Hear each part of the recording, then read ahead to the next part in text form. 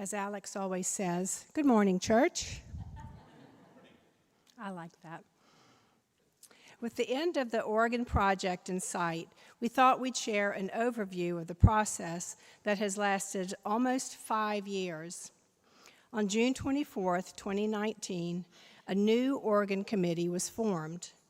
No major work had been done on the organ since 1990, and the patchwork maintenance and repairs were becoming increasingly costly, in part due to the excessively cramped quarters of the chests and blower, which are all right up there. The members of the organ committee are Amy and Greg Pugh, Dave Tate, Frank Whitehouse, Sutton Tinsley, Corey Whittier, and myself. At our initial meeting, we analyzed the current status of the organ, and Corey presented several items for discussion, including the anticipated longevity of the instrument if no major work were to be done on it, the current problems and issues, and his overall feelings about the instrument. After much discussion, the committee agreed that the objective should be to preserve the historical integrity of the organ and do what was necessary to set it up for generations to come. We decided that the initial path forward would be to invite 3 firms to visit First Presbyterian to analyze the instrument and give proposals for their work. Guided by Corey's knowledge and extensive research, we selected 3 excellent organ building firms, each of which visited here in 2019. Members of the committee also made visits to hear the organs built by these companies in church settings. After extensive review of each proposal, the committee voted unanimously to invite an official contract signing with the Foley Baker Company of Toland, Connecticut. From the very beginning, this company impressed us with the quality of their work, their attention to detail, and their desire to maintain the beauty of our sanctuary and to incorporate the architectural components we so love within the design of the new console.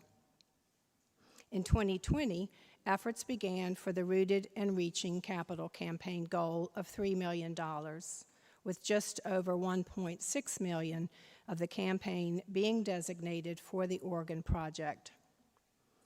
After an official contract signing with Foley Baker in 2021, design work and plans began at full speed. While the organ design and manufacturing was taking place off-site and out of state, Jamerson Lewis was brought in to oversee the general contracting of prep work for the new organ. Modifications to the chancel to accommodate the new console location, much rerouting of old wires out of the organ chambers, drywalling and painting the chambers, filling in the old console pit with concrete and marble tile, building new matching wood railings, and much more were completed while work continued in Connecticut. In January of 2022, Foley Baker arrived in Lynchburg and completely removed the 1950s original organ in its entirety. A significant number of pipes were retained for refurbishment, but the majority of the mechanical elements of the instrument were discarded in preparation for major technological upgrades. While the organ has been away, we have been blessed to have this temporary electronic instrument that has served us extremely well. Just a few weeks ago, Foley Baker returned to Lynchburg with a 53-foot tractor trailer completely filled with the new organ. Not only did this delivery include the 3,292 pipes that range in size from that of a small pencil to a 16-foot power pole, but also the new console, wind chests, wind lines, framing lumber, and every other element of the new organ. For 3 weeks, the crew of 7 worked 12-hour days, 6 days a week, to get the majority of the organ into the chambers. What remains in the narthex today are the trays containing the remainder of the pipes to be installed in the coming weeks. 2 more trips for Foley Baker remain.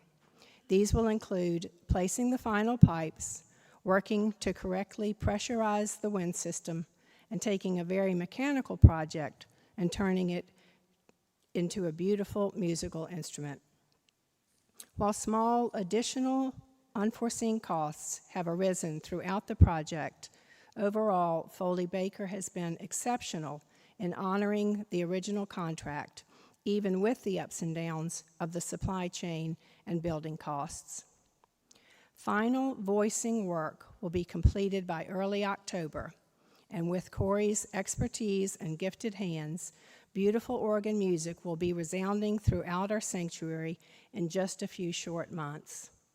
However, it will take about 6 months to ensure all parts and tunings are functioning as they should, just like breaking in a new pair of shoes.